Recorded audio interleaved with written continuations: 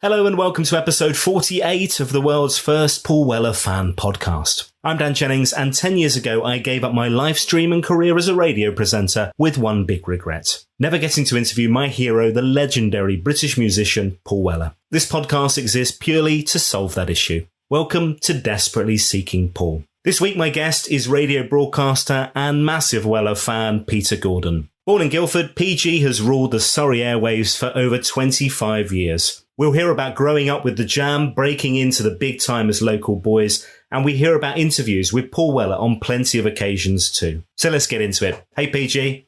Hello there. Thank you for inviting me along. I'm very excited to be talking on this podcast, I have to say. I know this is one of your big passion points, PG. Being a Surrey boy, Paul Weller means a lot to you lot, doesn't he?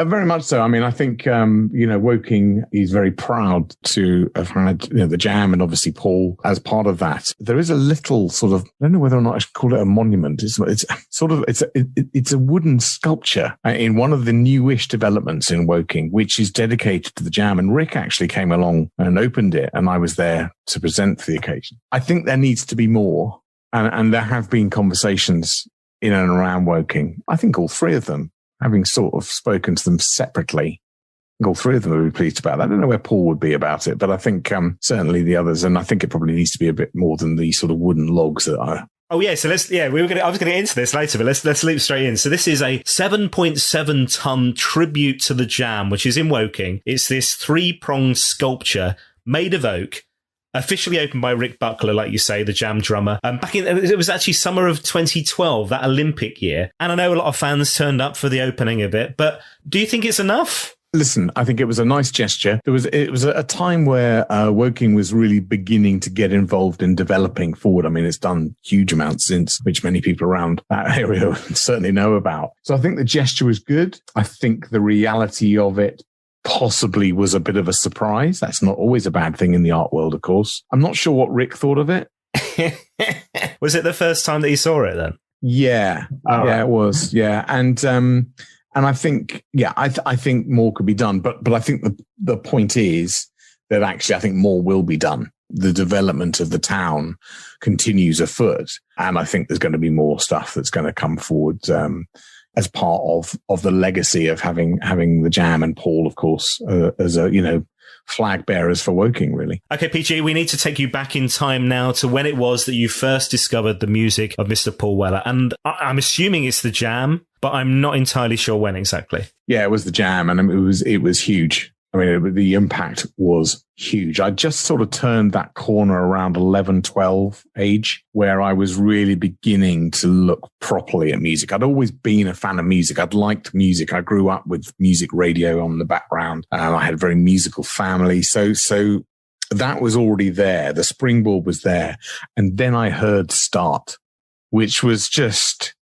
I remember it because it was around at the time of Bowie and Ashes to Ashes as well. It was that sort of phase of music. And my sort of music sensory nerves were being bombarded by these sounds. And Start was just an amazing song. Really short, amazingly punchy. There was a desperation in it as well, which Paul, of course, used to do so well with so many of his lyrics, and particularly around Jam time. And of course, it came from an album which, as it happens, a song is an arrowhead, isn't it? It gets in there, and then you go back down the shaft of the arrow to find where it's coming from. And of course, Sound Effects, the album came out, it was just amazing. So Start was the one I remember at school being with a friend of mine, and we just used to repeat that song.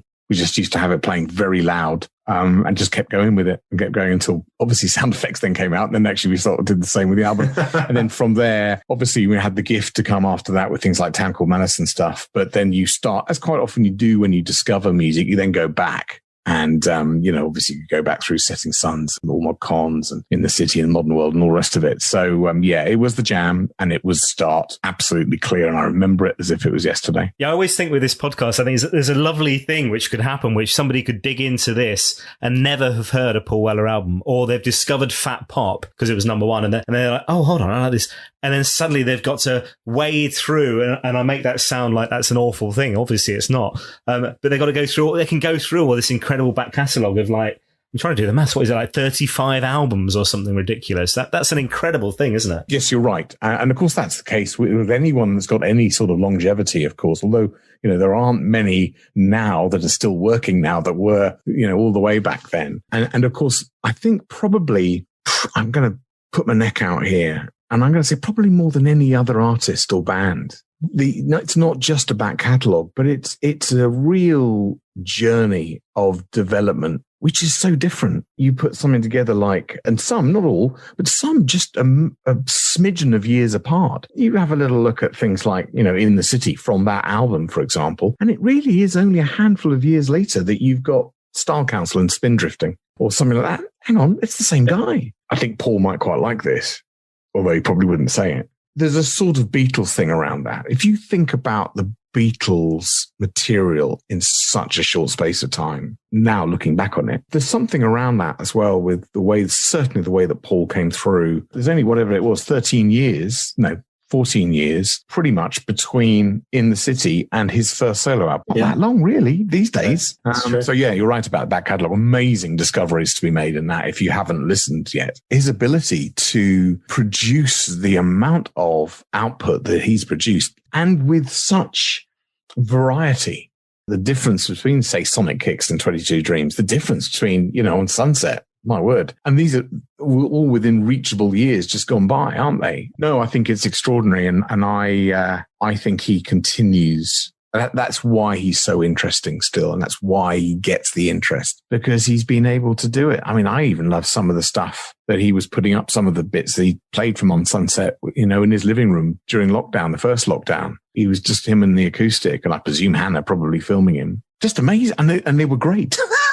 They were just fantastic. Let's talk about Weller in a live arena. Can you remember your first Paul Weller gig? Now then, that's an interesting one because I never saw the Jam. I very nearly did because they used to play Guildford Civic Hall. They always would include Guildford Civic Hall. They even had it on their final tour. And I was very nearly at that final gig in Guildford. It was local to me. I'm a Guildford boy, so it was a big thing. And for various reasons, too long to go into, I couldn't make it. So I missed that. Anyway, so I never saw the Jam. My first time of seeing Paul was solo and just around the Wildwood tour, which was great, fantastic. And then a number of times since. And I think what's really interesting around seeing Paul, and I don't know, I've never really asked Jam fans if they had this, but there are definitely really great gigs for Paul. And I think he'd be fair in saying he probably put his hands up to it. Some gigs where it didn't quite work. And I've seen both of those. I saw him Guildfest in 2005. Status Quo had been on the night before and he was on the night after. Of course, there's a link there, there's a connection there. We can come back to that at some point. Yeah. And then I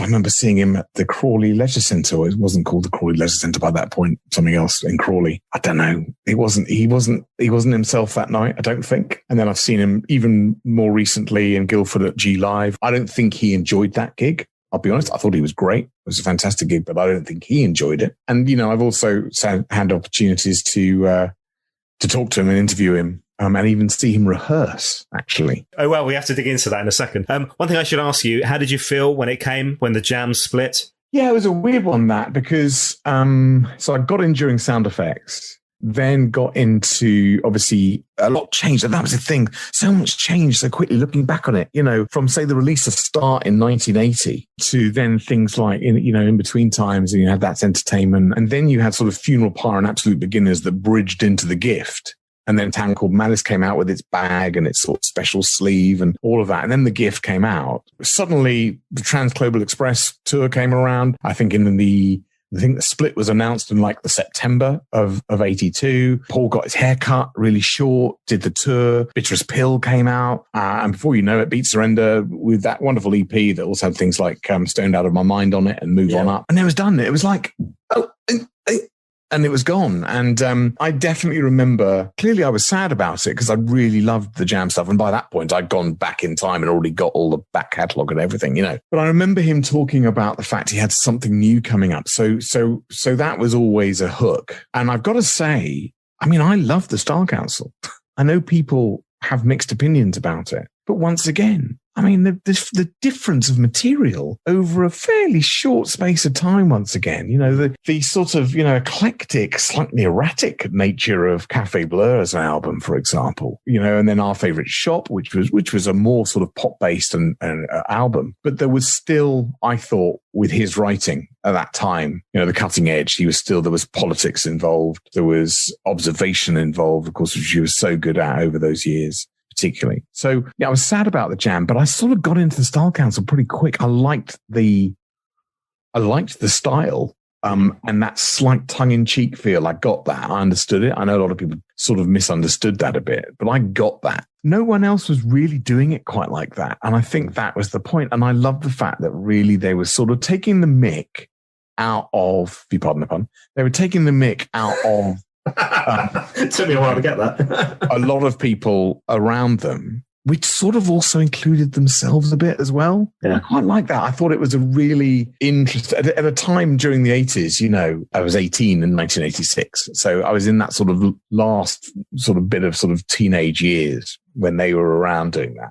I thought it was really interesting, and I quite enjoyed it. I enjoyed, Speak Like a Child, I think it's a fantastic debut single for any band. And then, taking it all the way through. And there's some real standout tracks for me. I mean, the piano version of My Ever-Changing Moods, which is on Café Bleu, I think is just an extraordinarily moving piece of music. It's a great song anyway, but that version of it is just brilliant. I like some of their B-sides. Bloodsport's great song, Whole Point of No Return 2, which sort of linked back to Café Bleu. So once again, as a fan, there was lots to get your hands on again. And of course, he was so good with sleeve notes and all sorts of bits and pieces. Yeah, so was upset about the Jam, no doubt about it. I didn't feel I was one of the We Are the Mods Brigade that used to turn up at the Style Council gigs. I enjoyed the Style Council too. So in a way, the journey continued really for me. So at which point did radio come into your life then? Because, for the past 25 years plus, that's what you've been doing. It's been your living, your career, your life, as much as music and Weller. Radio was always a big thing. Was it hospital radio? Is that where you started out? Yeah, around that sort of time, I wasn't doing hospital radio. I remember popping up on the local station in the Surrey area, which was in those days called County Sound, and I was on one of these programs, which records were going to be hit or miss. It was called. That was it. So there was no Weller stuff on that, but there was Janet Jackson. What have you done for me lately? Which I absolutely panned and said, she's never going to get anywhere.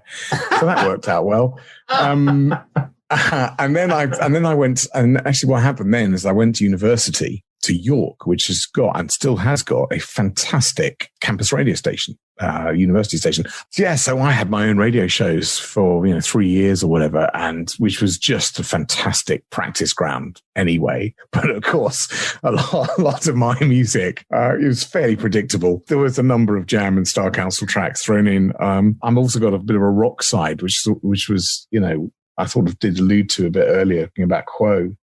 So I was always a bit confused. I was never really sure. I remember even walking around at one point with, here we go, a denim waistcoat with some patches on it. And yet I had the Paul Weller, Steve Marriott hair from a town called Morristown. I couldn't work out what I was anymore. I didn't know. The Weller Parfait look.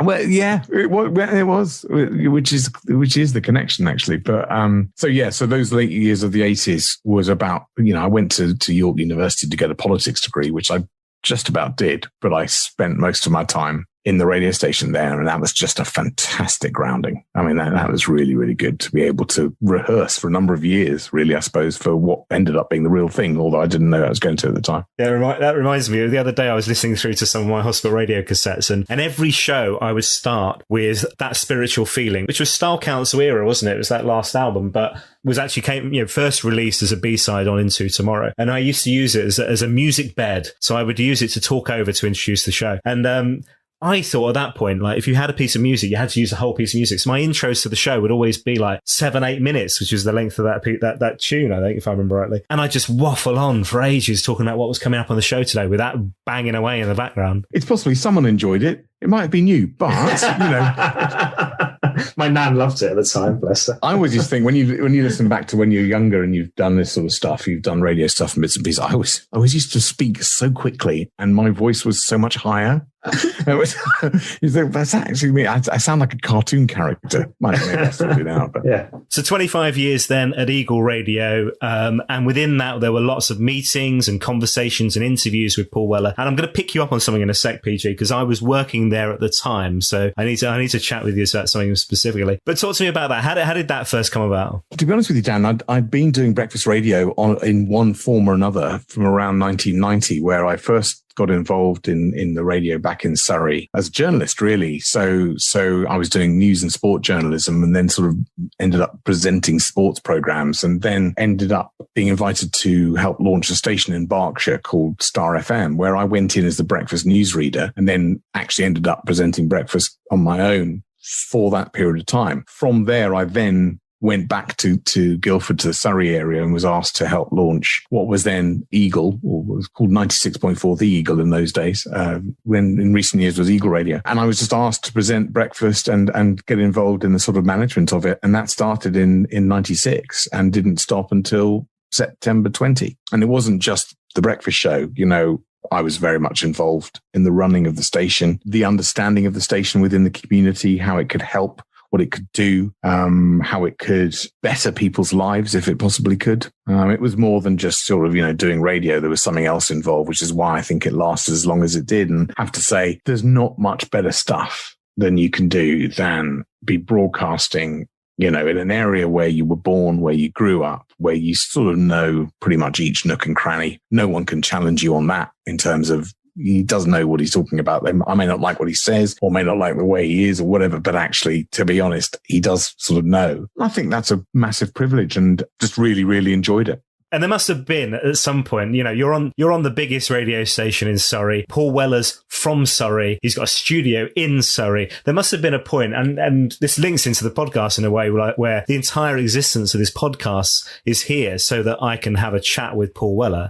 There must have been a bit of you where you're in the radio station thinking, I must be able to get a conversation. I must be able to have a chat with him. The journey towards when I did eventually meet Paul started some years before with a very, very strange thing. So Guildfest was a big music festival in the Guildford area. It ran for many years. I think the last one was around 2014. There's some talk about it coming back at some point. There was one year where Bruce Foxton and Rick Buckler were both backstage together for the first time. And I interviewed them together. So first of all, there was Bruce and Rick on the radio for the first time in I don't know how many years. So that was a bit of a historic going on there. But the funny thing about that was, I was very excited about doing that, obviously, as a Jam fan.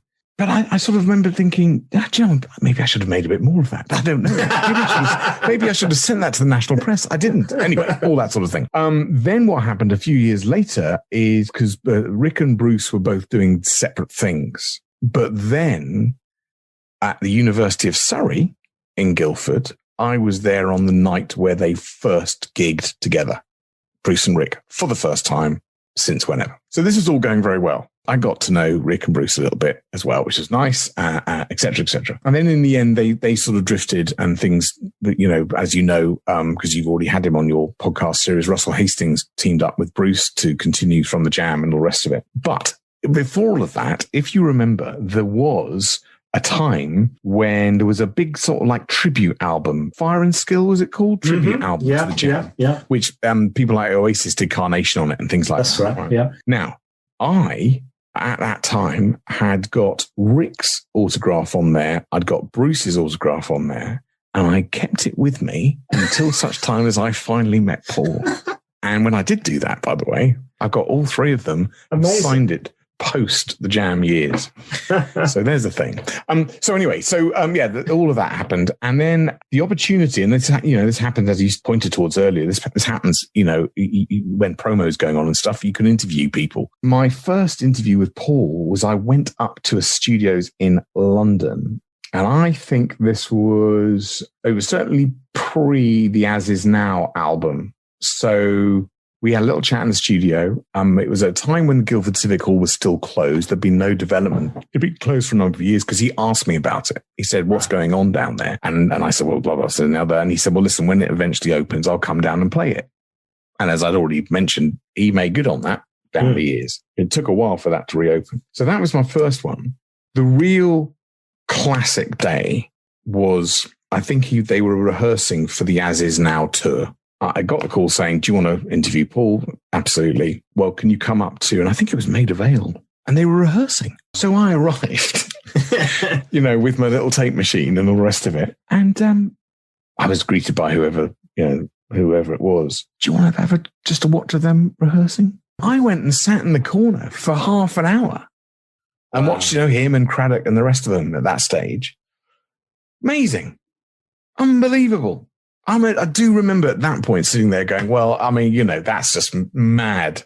And then I interviewed him afterwards. And then also that weekend he was playing at Guildfest. He was playing and we were backstage and I was able to say hello and we had a little chat and stuff then as well. So that was a great gig that he played that night. So his daughter Leah was there because they were all there.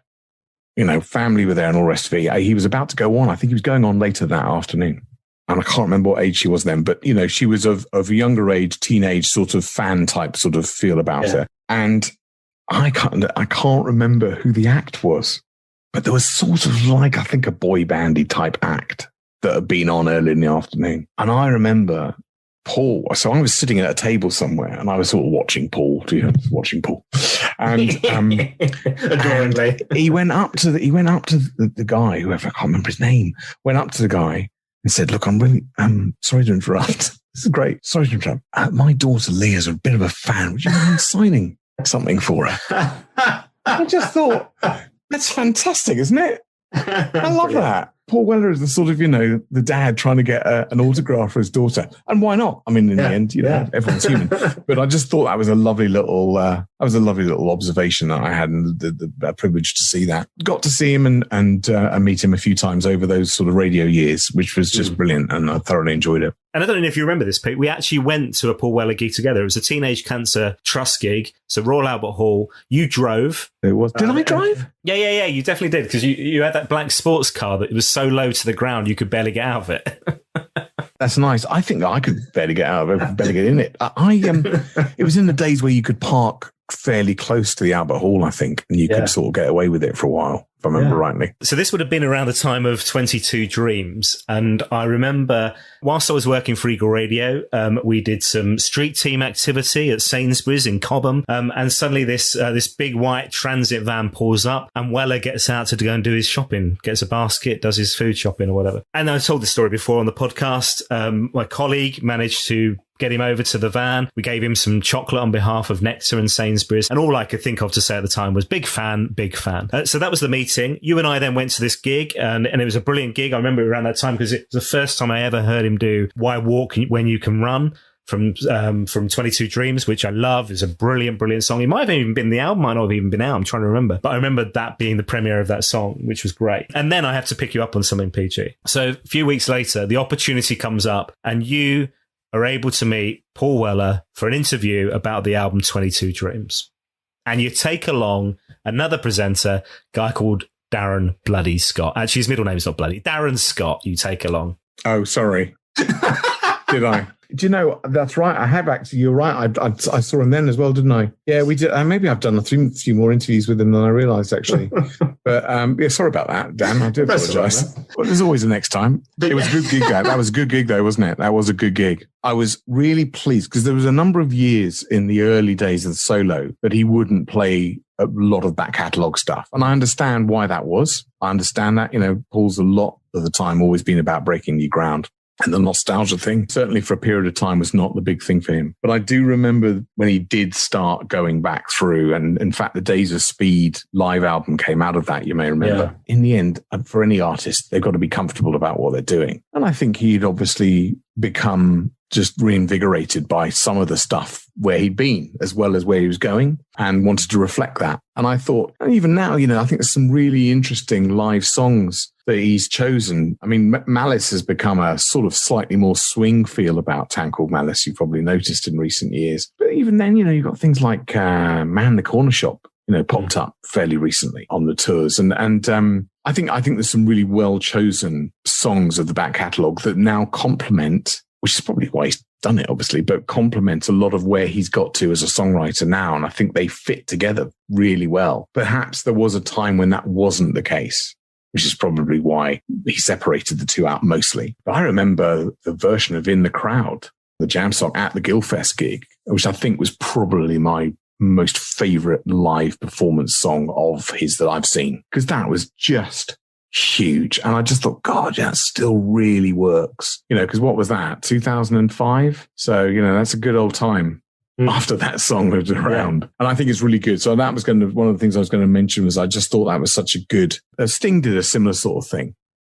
When he left the Police, Dream of the Blue Turtles album and all, and all that stuff at the early, he didn't want to go anywhere near the Police. And then in the end he did. And then of course there was a reunion of the Police back in the 2000s. So I think everyone probably does that. But I thought it was really good. And I now think, we were talking about the back catalogue earlier. I mean, how do you sit down and put a Paul Weller set together? I mean, fantastic. Now, there's another memory I have, Pete, which I've got to mention to you, which was your 40th. You had PG40, which was this on-air thing where you were on air live for 40 hours. But there was also your 40th birthday party. And you've been a bit of a player. By that, I mean musician. I'd say,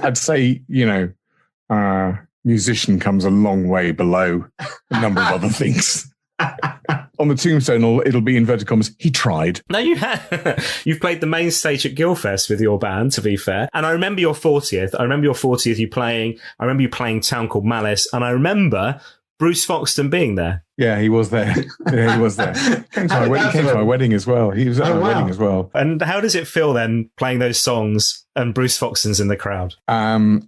I think it was helped on that particular occasion, the 40th birthday, with a huge amount of red wine. I think that helped things through. But yeah, as I say, I've known him on and off now for a few years, and he's one of those people that if you haven't seen them for a while and then you do see them, it's like you just start off where you left off last time. It's not a sort of, well, where have you been sort of thing. It's like... Did you get all that jam stuff out of the way fairly early on in your relationship then? Yeah, I think so. I mean, I was just always, because I did spend some evenings with him, in the pub and things like that. In fact, he bought me a cup of tea in a pub once, which I know sticks in his memory as being rather embarrassing, which is hilarious.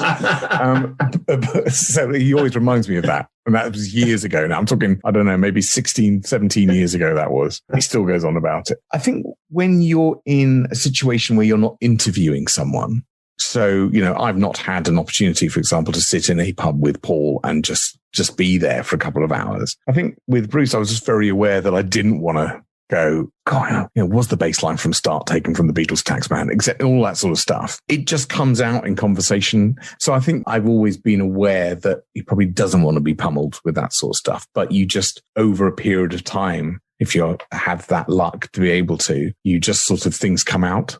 Just sort of tease some bits and actually while we're on that, and so there's a bit of that. So yeah, I mean, and to say with Rick, I spent a little bit of time on and off with Rick, and it was also a real gent and really interesting. But did I sit there and talk to him about sort of drum rhythms and patterns and stuff like that? No, probably not. I didn't actually. We just stood and looked at some logs as a monument to the band. Nice callback. Well done. Right. We have two final questions before you go, PG. This has been lovely. You're allowed one Paul Weller song for the rest of your life. It can be The Jam, The Style Council, or Paul Weller solo. Which one are you going to go with? Oh, Dan, come on. That is so difficult because the other thing is that it depends on my mood. I'm gonna say the album version of My Ever Changing Moods, because I still think it has such impact. It's really dramatic, and it's so clever. And, a little bit like, when he wrote Down the Tube Station, if you think about the lyrical content of Down the Tube, I think he was only about 19. The guy who was coming out with stuff, and My Ever Changing Moods is really honest. So I'm going to go with that. There are, of course, many, many others. I do love Waiting, which is Style Council, which is tucked away on Cost of Loving, I think it is. That's quite a, but and then so. But anyway, I've gone with My Ever Changing Moods because I think it's sort of and indeed he does do that still now in different forms. So I think that as a track sort of astrides the years quite nicely. You mentioned earlier on, Pete, the lockdown performances. This is the ones where he's like sat on the stairs or sat in the kitchen, him and acoustic guitar, and it's just filmed on mobile phone, which were just beautiful. But he's always kind of done that, where you always get a sense that these songs evolve, which I think is lovely with Paul, where you've got the album. So this was on Sunset, and you're hearing something acoustically which just sounds so different. I love Days of Speed, like you mentioned earlier on. I'd love an acoustic tour again, wouldn't you? Yeah, I think it'd be lovely with all sorts of different interpretations of, and some songs would work with it and some wouldn't. Yeah, I mean, I thought Gravity, he did Gravity was one of the lockdown ones, which I just thought brought the song alive even more than it already was on the album, which I just thought was really clever. So no, you're right. And what's interesting, of course, and this just links back to something that we were going to come back with, this ridiculous thing where I've got Status Quo and The Jam in the same pocket for me. But of course, Rick Parfitt, the late, great Rick Parfitt, also a Woking boy, but was that much older than Paul.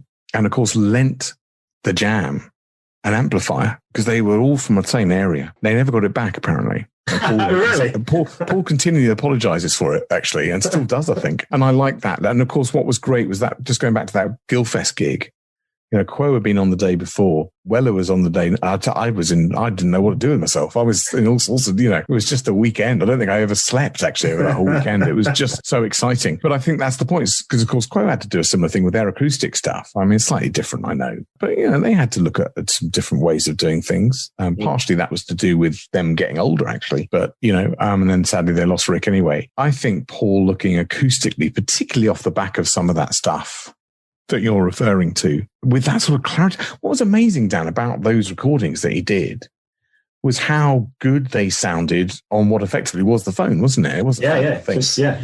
I mean, I know and it still sounded fantastic. Right? Yeah. And in the end, that's because the music's good. I thought it was chilled. I thought it was nice. I thought it was well timed. And yeah, I mean, you got to say, I mean, what's it going to be like? When eventually, or whenever that may be, we are all allowed to gather together again to pay homage. How's that going to be? What's that going to look like? I mean, with all the awfulness of what we've all been through this last year or whatever, and when it ends, we don't know yet still, really. But what an opportunity for live performance, live music, for the real crusaders of that live music, like Paul. What an opportunity to just come back in and remind everyone what life actually is all about. I think it'll be very emotional. I think it'll be really emotional as people gather together again, because we'd forgotten. We'd forgotten, really. I think people still like going and seeing live music. Of course, they always have done. But I think we'd forgotten how really special it was. So I think, gosh, that's something to look forward to, I'd say. Okay, PG, my final question for you. Purpose of this podcast is to get that conversation with Paul, the one that I never managed in my radio career.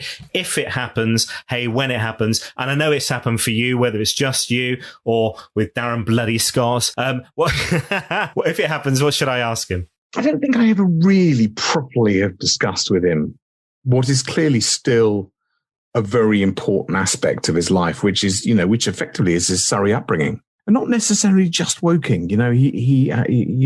There's aspects in his music around areas of Surrey and things like that. I just think, as a Surrey born and bred myself, I'm just interested because he would quite often feature things. I mean, things like the beginning of his first ever solo album, the first single was her "Oh Yeah." The video was him going back to Woking and finding himself again. Says it in the lyrics. I just think, maybe I haven't asked him enough about that, because I think that's quite interesting. And I think whilst there's all sorts of different shapes and sizes in Surrey and around, I think he draws a lot from that. And I'd be interested to know more, really.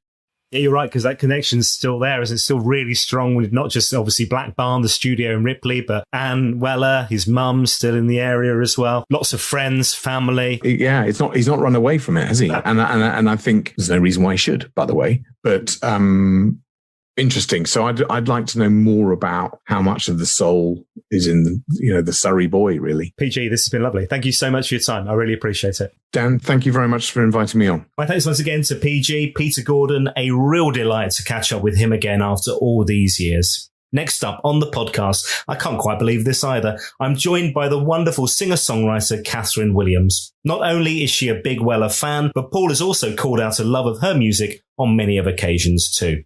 We're in for a real treat on the next episode, so make sure you subscribe or follow wherever you get your podcasts, leave a review, and share on social media. You can even buy me a coffee and find information about my guests in the show notes for this podcast. Get in touch on Twitter @WellerFanPod or on Instagram and Facebook. It's Paul Weller Fan Podcast. I'll see you next time.